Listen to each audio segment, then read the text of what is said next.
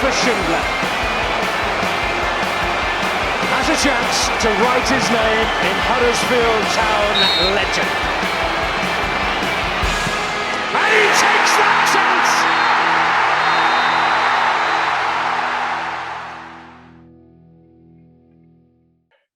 Oh, crack open that can and have a frosty one. Yeah, it's a pint-sized preview sponsored by Magic Rock Brewing, and we're looking at Huddersfield's opponents for this season. And this episode, we're looking at Millwall.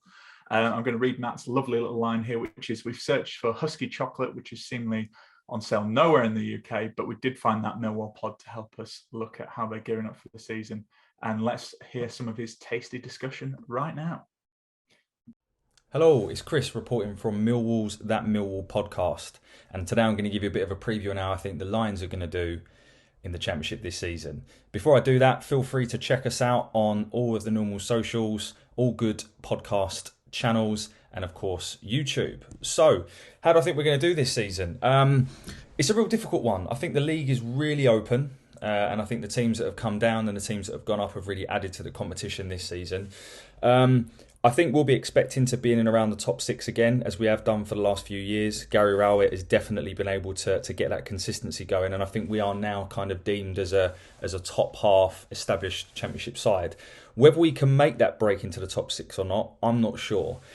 Based on the transfer business we've done thus far, and just the competition in the league, I think we're probably set to miss out again just.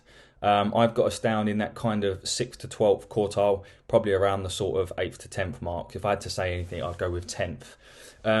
In terms of what could go well, so we have done some really good business. The signings of Zian Fleming for a club record fee, the likes of George Honeyman, who's a really Millwall type player, has come in and he looks great. And the two lads on loan from Leeds, Jamie Shackleton and Charlie Cresswell, seem to have slotted in nicely. So what goes well, I think we can look to continue our good home form, our strong defensive record. I don't see that changing. That nucleus of the team from a defensive point of view hasn't changed. So I expect us to continue to do that. We've tried to implement a high press in the pre-season games. So it'd be interesting to see how that comes to fruition this season. In terms of what could go wrong, though, is in the forward areas. And this is where I think we do lack a little bit of depth. We haven't replaced the goals and assists from Jed Wallace.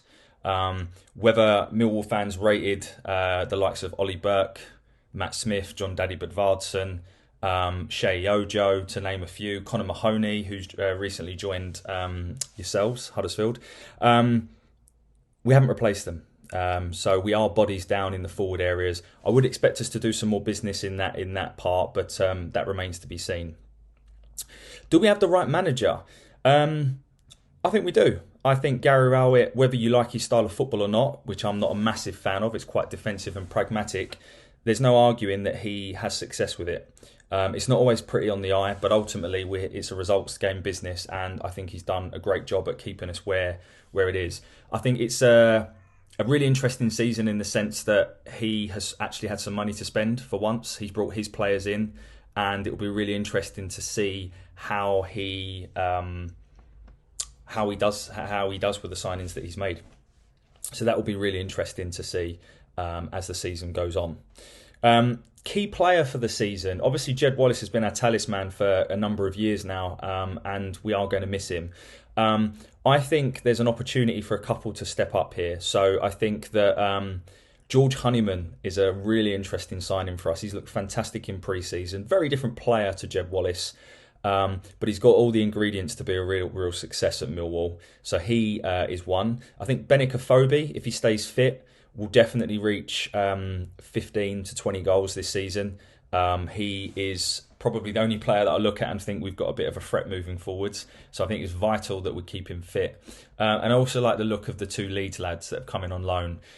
We've come a bit of a Leeds feeder club over the summer, but it looks like there's some good business being done there. And I think one of those players I just mentioned will go on to be our key player this season, along, of course, with record signing Zian Fleming. That's all I've got for Millwall. I think a top half finish again, probably just missing out on the playoffs as we have done in the last few years. And let's see how it goes. All the best for the season, except for when you play us. Up the Lions. Okay, cool. So we've heard from them. Let's talk about Millwall, shall we? Millwall, right, for me, I think this is the season where I have a sneaking suspicion they get into the playoffs this year after flirting with it for a couple of years. Yes, they've lost Jed Spence, but I think based on the signings so far, Jed Wallace, sorry. Yeah, that's who I meant. You can cut that bit out, Jed Wallace. It's because we've done Middlesbrough, that's why. Yeah, Jed Wallace. They lost Jed Wallace, who's the main creator, but I think they were over-reliant on him and a lot of stuff had to go through him. I think Zian Fleming, who we were linked with, that's an exciting signing. But they've also brought in Charlie Cresswell and Jamie Shackleton and learned from those up the road, who I think are smart pickups. Shackleton, I've always liked the look of when I've seen him. And getting Benica Phobie on a permanent, I think that's good. And George Honeyman, I think their business has been smart. We talked about Luton in one of the other episodes. Millwall are a really difficult team to play, and I don't think that's going to change. I always hate playing Millwall. They're always cagey games, and I think, no one likes travelling to the Den, and we were well beaten there last season. I just don't see that stopping. I think Gary Rowett is, he's been a bit hit and miss in Championship, but I think it seems to be going right with Luton, Millwall. I think if they can turn a lot of their draws into wins, I think that's how they get into the playoffs. And I think they're the one that I think could nab the sixth spot in the playoffs. Tom, you were nodding along with me there, despite the fact I messed up a lot of players with Middlesbrough there. Do you agree? Yeah, Brady, you were supposed to cover Luton just then. I totally agree, mate. I think top 8 for me, yeah. I think they've not lost anyone too worrying. I don't think there's anyone that key that they've lost that they're going to be worried about. And then I think a Phobie signing permanently. And for me, Honeyman, great little addition. And then that Fleming looks quite exciting, doesn't it? Be interesting to see how those Leeds lads do on loan, because quite young, aren't they? So it'd be interesting to see how they cope in that environment. And I'm sure Millwall fans won't give them much time if they don't start doing well, given they're from Leeds. So yeah. Matt, what are your thoughts on Millwall? Do you share a similar opinion to us? Yeah, so I think first of all, you've got to give Millwall a lot of respect. Anybody who can turn Murray Wallace into a footballer has done a phenomenal job. And, he was one of the best centre-backs in the Championship last year. And you contrast that with how bad he was with us. They've done a cracking job there. And the other Wallace was the real sort of worry for them. I think when it was clear Jed Wallace was off, I think everybody thought, well, that's Millwall done. He's their key man. But they've actually replaced really, really well. Phobie was excellent last year. They brought him back permanently. Zian Fleming, I think, is potentially a really good signing, and I think that replaces the Jed Wallace loss very effectively if he's as good as what he was in the Eredivisie.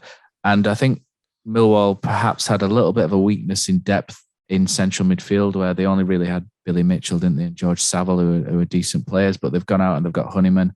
And Jamie Shackleton, I think, is a good player at this level. He's 22 now. It's time he played, and I think he can play right back, can't he, or central midfield. And Charlie Cresswell did all right for England in the under-19. So I think Millwall have impressively added to their squad, and they come very close every year, don't they, to finally cracking the top 6. And I think given a fair wind, lack of injury, then, they've got the best chance yet to really get in there. And I think there's a very good chance that they do.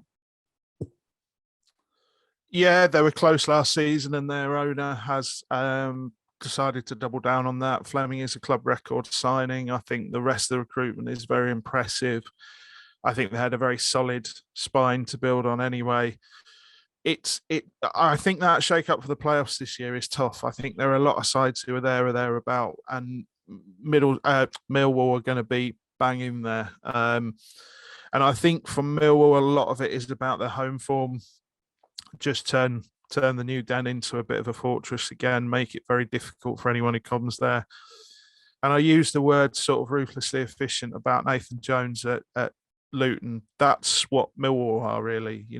They know what they are. They're happy with what they are, and they will just continue to make life very, very difficult for anyone who plays against them. So certainly feels very top 8 to me. Whether they can actually get over the line and get into that playoff mix, I think a lot of it depends on Fleming. If he lives up to his potential, then yeah, they're going to be in there. What refreshing insight that was. Well, thanks for joining us on this pint-sized preview, and we'll see you next time.